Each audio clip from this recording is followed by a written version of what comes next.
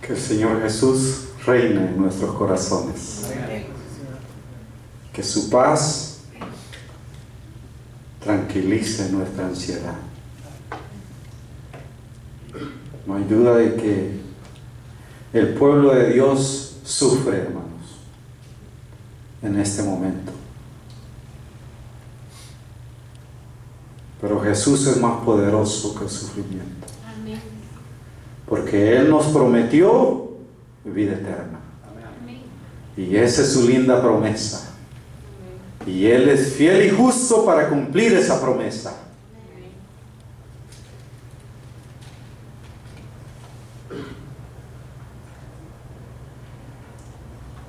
El tema de esta noche es Jesús, Dios, es fiel y justo para cumplir tu promesa y mi promesa. En la Biblia, desde el Génesis hasta el Apocalipsis, la Biblia habla de un plan de salvación. De eso no hay duda.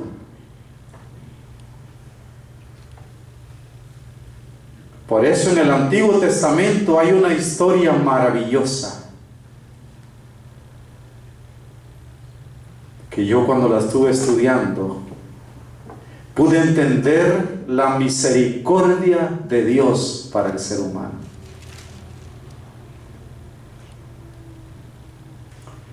En el libro de 1 Samuel, capítulo 20, versículos 9 al 17, no se lo va a leer, usted búsquelo y lo lee.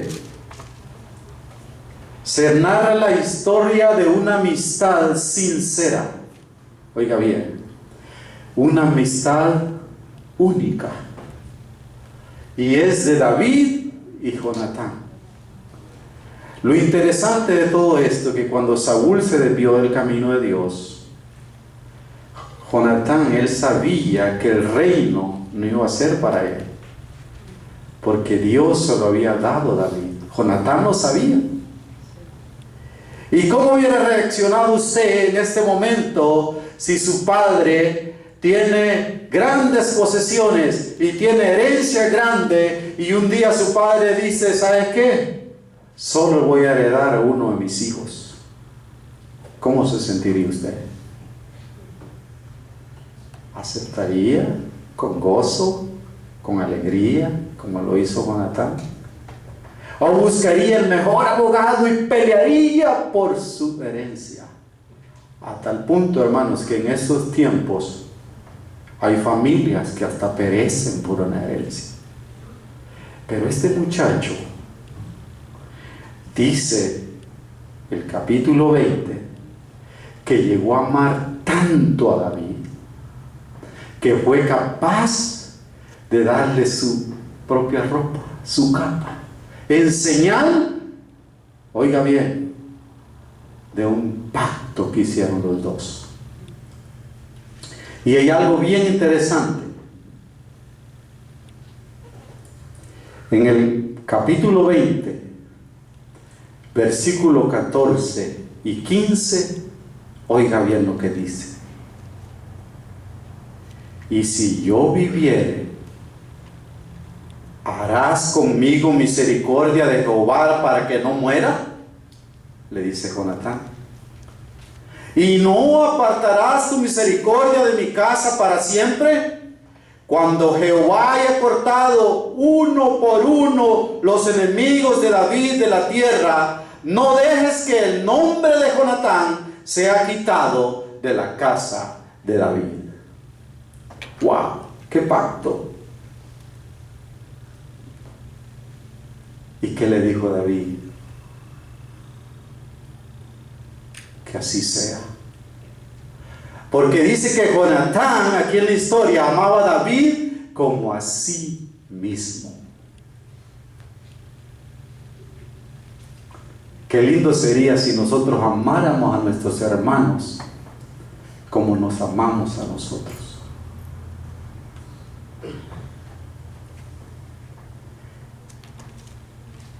Muchos años pasaron. Mucho tiempo transcurrió.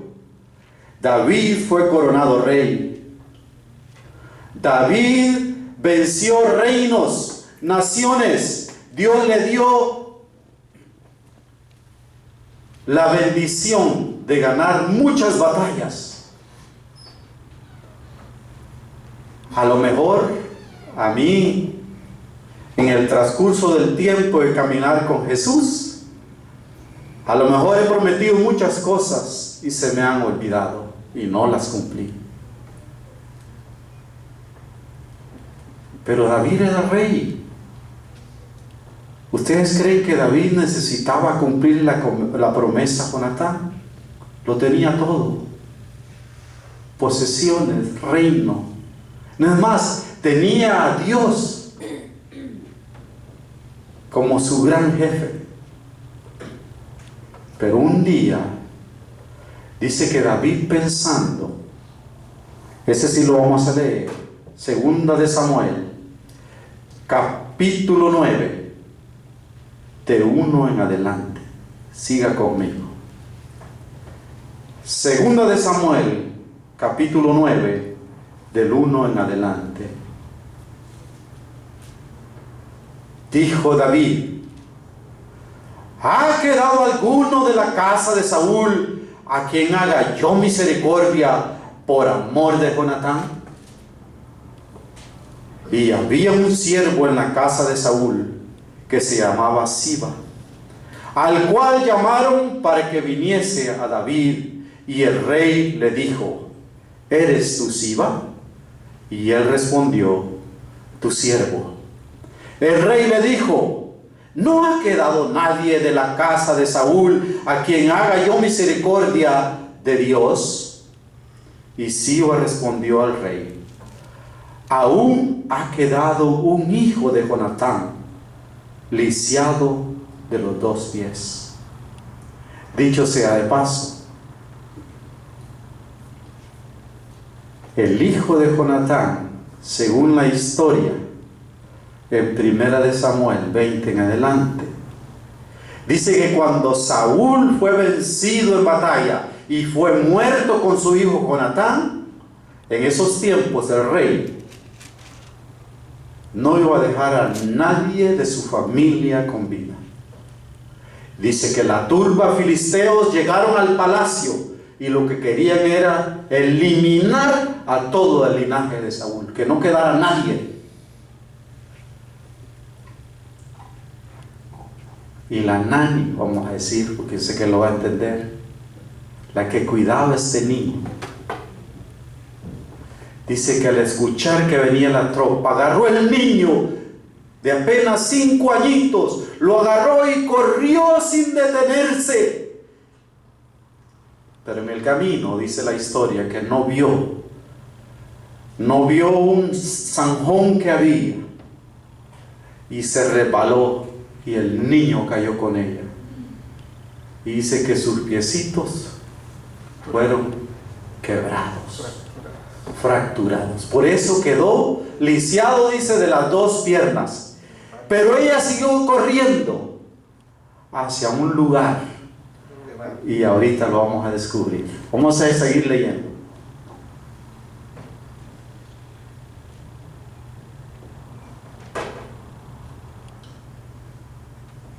Entonces el rey, versículo 4, le preguntó: ¿dónde está? Y Siba respondió al rey: he aquí está en casa de Maquir, hijo de Amiel, en Lodebar. Entonces envió al rey David y le trajo de la casa de Maquir, hijo de Amiel, de Lodebar. Y vino Mefiboset, hijo de Jonatán, hijo de Saúl, a David, y se postró sobre su rostro e hizo reverencia. Y dijo David: Mefiboset. Y él respondió: he aquí tu siervo.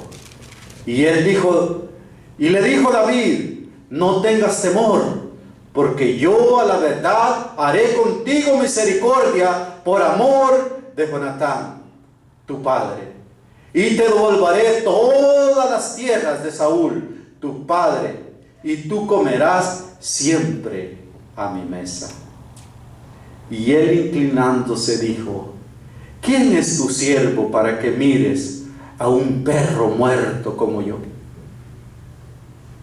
Entonces el rey llamó a Siba, siervo de Saúl, y le dijo: todo lo que fue de Saúl y de toda la casa, de su casa, yo la he dado al hijo de tu señor.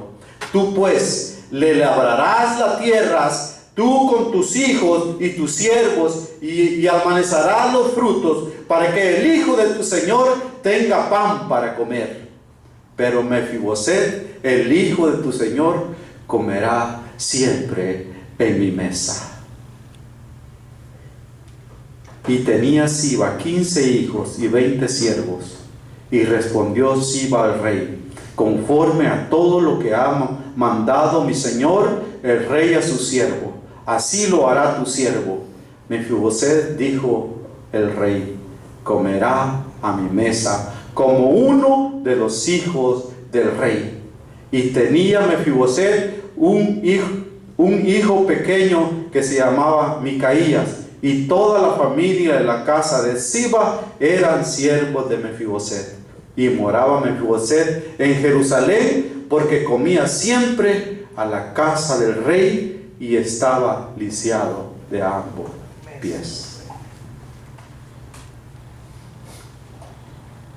¿No le recuerda algo esa historia? ¿No le viene algo a su mente? El Señor Dios colocó a Adán y a Eva en el Edén y les dio todas las indicaciones de lo que tenían que hacer. Pero un día cayeron. Y entonces viene el plan de redención. Muchos le llaman el plan B. Pero dice la palabra de Dios que antes que el mundo fuera formado, el plan de salvación había sido establecido entre el Hijo y el Padre. La historia dice que Lodebar, oiga bien, era un lugar desierto, era un lugar seco, donde no llovía, donde estaba lo peor, oiga bien, lo peor de los seres humanos en ese lugar.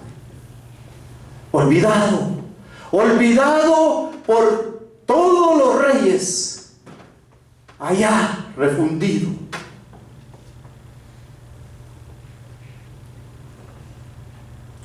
Por eso esta historia nos remonta a ese momento. La pregunta es: ¿dónde estábamos tú y yo cuando Jesús llegó a nuestras vidas? ¿Dónde estábamos? ¿Gozábamos de grandes cosas? ¿Gozábamos de muchos beneficios y alegrías? A lo mejor muchos de nosotros estábamos en el lugar más remoto y profundo de nuestras vidas. ¿Saben que cuando yo partí a este país, yo andaba desviado, un poco desviado de las cosas de Dios? Según yo, viviendo mi propia vida. Pero en mi corazón había un vacío. Yo sentía que algo me faltaba. Y nada ni nadie podía rellenar ese vacío que yo sentía. Y viajando en el mar por 26 horas en una lancha. Por eso cuando Luisito dijo el sábado pasado, si alguien había experimentado algo en una lancha, 26 horas, hermano. Yo sentado en el pico de la lancha. Y esa lancha no tocaba agua, iba en el aire. 2 motores, solo imagínense. Mire, se levantaba, medio tocaba agua y se levantaba. Y cada vez que pegaba en el agua eran los gritos de las personas que venían ahí. De repente una negrura se presenta en el cielo. Y oí que le dice, vienen dos, y uno le dice, dale sin parar, porque esa nube tienes que pasarla. Porque si esa nube nos agarra, ahí quedamos. Y ese hombre, yo lo miraba de reojo. Se miraba que solo sus ojos le brillaban. Porque vienen endrogados. Claro, si no, no aguantan. Y de repente, hermanos, la negrura nos agarró. 3 lanchas, 25 personas en cada lancha. Y yo solo oía gritos, veía olas, negro, lluvia. Y de repente veo que la primera lancha cae y da vuelta y las personas agarrados de los neumáticos gritando, ayúdenos, ayúdenos. Y yo decía que no se hunda mi lancha y nosotros sacando agua. Cuando de repente la lancha se para en una ola así y se empieza a hundir. Y nosotros quedamos en el agua. Hermanos, es tremendo. Y yo me recuerdo que hice una oración: Señor, si tú me salvas y salvas a todos de estos que están aquí, te prometo que voy a ir a la iglesia, que voy a arreglar mi vida. Amén. Y en ese momento la lancha que quedó nadando empezó a rodearnos y empezó a rescatar uno por uno. Muchos agarrados de los neumáticos con un lazo, otros en la lancha. Una quedó volcada así y entre varios la lograron darle vuelta. Solo le funcionaba un motor y empezaron a subirle gente. De allí, hermanos, el Señor me rescató. Amén. Por eso hay que darle honra y gloria a nuestro Dios, porque allá donde estás, Él te rescata. Amén. Por eso esta historia tiene mucho significado con el plan de salvación.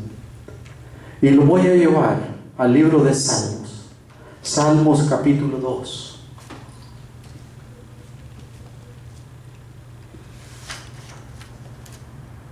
Salmos capítulo 2, 7 y 8.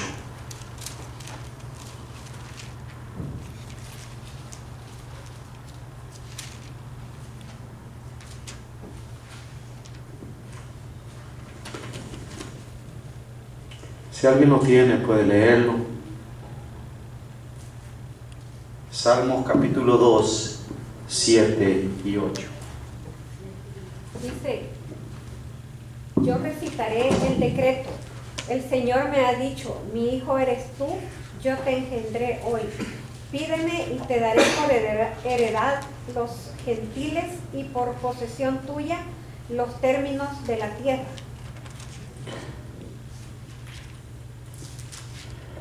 Oiga, qué interesante.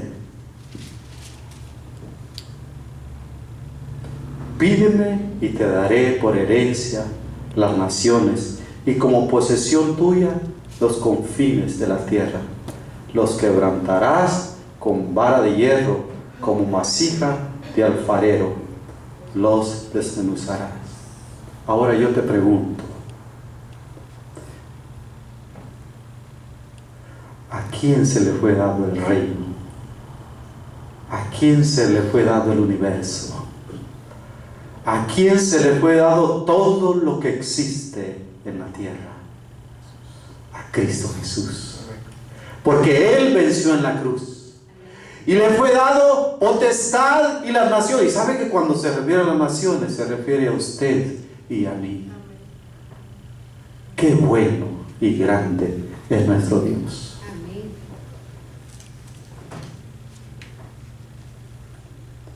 ¿Ustedes se recuerdan de una historia en Lucas 14? Donde dice que una persona hizo una boda.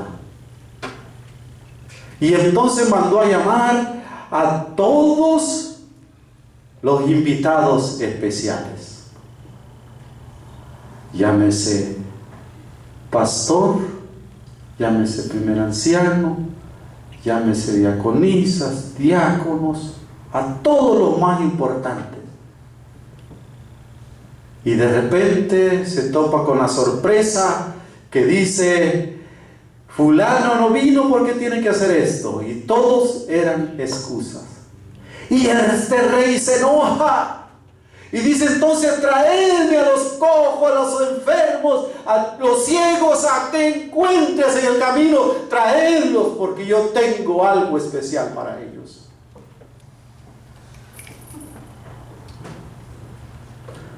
Y entre esos cojos venía yo. Nada, hermanos, de lo que hagamos, nada de lo que hacemos, oiga bien, ninguna obra buena que nosotros hagamos nos hace merecedores del reino de Dios, porque el Señor nos lo da gratis. Él ya pagó. Ahora yo le pregunto, ¿merecía Mefiboset que el rey lo llamara y que comiera en la mesa con él? No lo merecía. Pero David se acordó de la promesa que le hizo a su amigo Jonatán. Así Dios un día se acordó de la promesa y mandó a su hijo a morir por ti y por mí para obtener la salvación. Él venció. Venció en la cruz para que tú y yo tengamos salvación. Amén.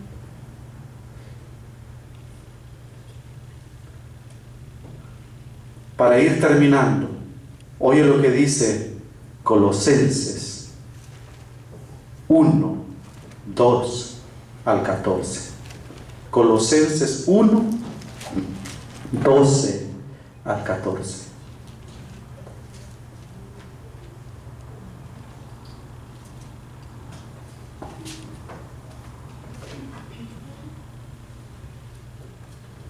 Dice: con gozo, dando gracias al Padre, que nos hizo aptos para participar de la herencia de los santos en luz, el cual nos ha librado de potestad de las tinieblas y trasladado al reino de su amado Hijo, en quien tenemos redención por su sangre, el perdón de pecados. Amén.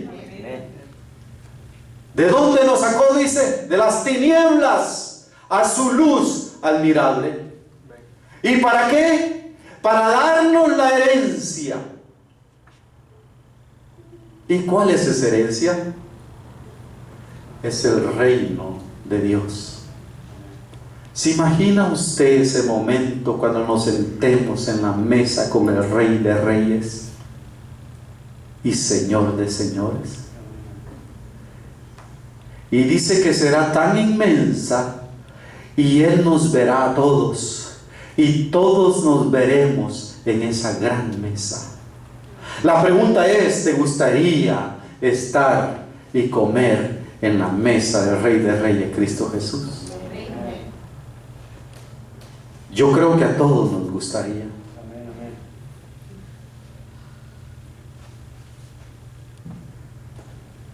Dice en Isaías 1:18: si tus pecados fueren como la grana, como la nieve serán emblanquecidos, y si fueren rojos como el carmesí, vendrán a ser como blanca lana. ¿Tiene el poder Cristo de perdonar nuestros pecados? Amén. ¿Tiene el poder Jesús para llevarnos al reino? Él lo prometió, y si Él lo prometió, Él lo va a cumplir. ¿Lo merecemos? No, no lo merecemos. Pero su misericordia es infinita y es tan grande de que Él nos lo da porque nos ama. Y lo da gratuitamente. Para terminar, Tito 3, 4 y 5.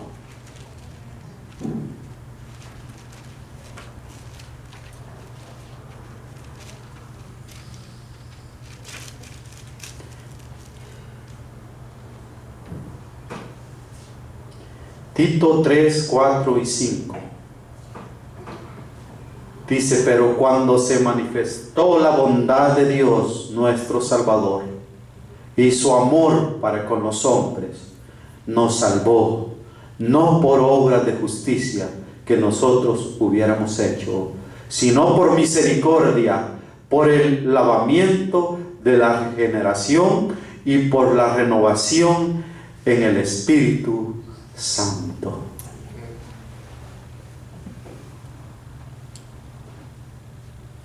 Hay un canto que dice, oh, qué amor, qué inmenso amor, el de mi Salvador.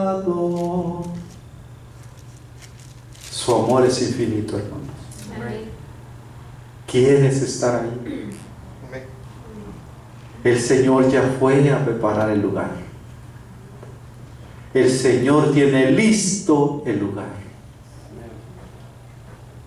El Señor quiere llevarnos a esa patria celestial.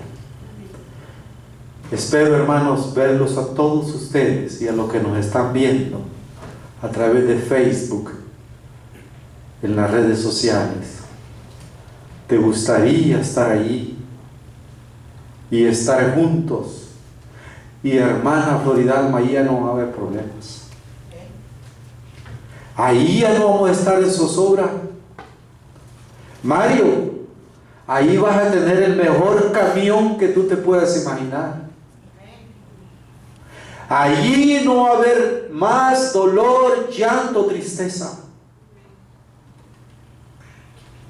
Hermana Rita, su mamá va a ser revestida de incorruptible y su vida va a ser tan vigorosa como Cristo Jesús.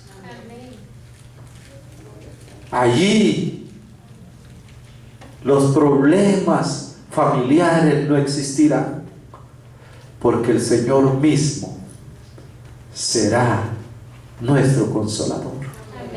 No habrá día, no habrá noche, no necesitamos luz, porque el Señor mismo va a ser nuestra luz. Así que, hermanos, la invitación es para que hagamos cita a ese lugar maravilloso. Que el Señor te bendiga en esta noche.